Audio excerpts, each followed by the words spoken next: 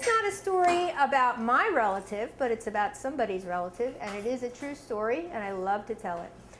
A couple years ago, I was talking with an old black man, late 60s, who was changing his ways, and I said, "So Joe, what are you going to do now?" He says, "I think I'm going back to the farm." I said, "The farm? What farm? Tell me about the farm." He says, "Well, my auntie's down there. She's in her mid-90s now. I think she needs some help." I said, "So where's the farm?" He says, down in South Georgia. That's where I grew up." I said, "Tell me about it, Joe. Tell me about the farm."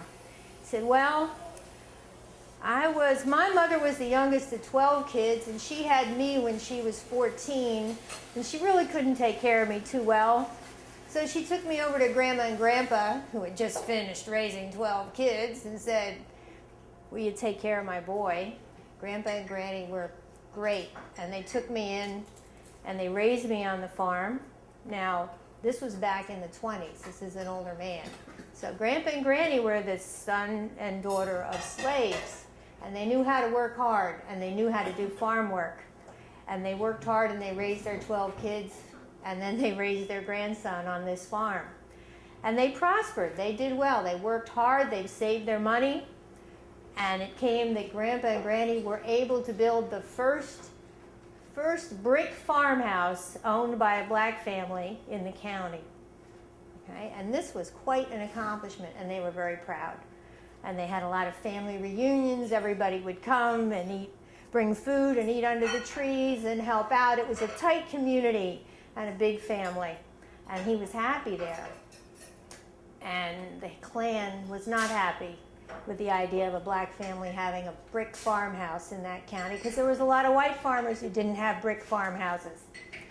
And one night they paid them a visit in the classic, just like you see in the movies, with the hoods and the flaming torches, and they burned the house down and they burned the barn down. Now fortunately the family got out, and Grandma is wailing and screaming and crying, and Joe is wailing and crying, and he's beside himself watching the flames come up out of the barn and through the windows of the house. And Grandpa's just sitting there.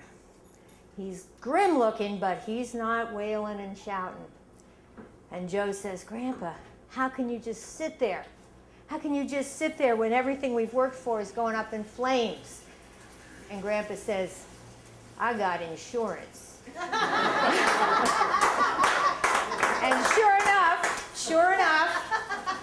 he goes into town the next day and he files his claim. And the insurance company came through a couple weeks later, came through with a check. And he goes around and he buys new bricks and he buys new lumber, and he has it delivered out to the land, to the farm. And he gets out there, calls on some of his sons, and Joe's helping, and they're starting to build the house and the barn again. But it's early in the morning, they're just getting started, and they see people coming down the road.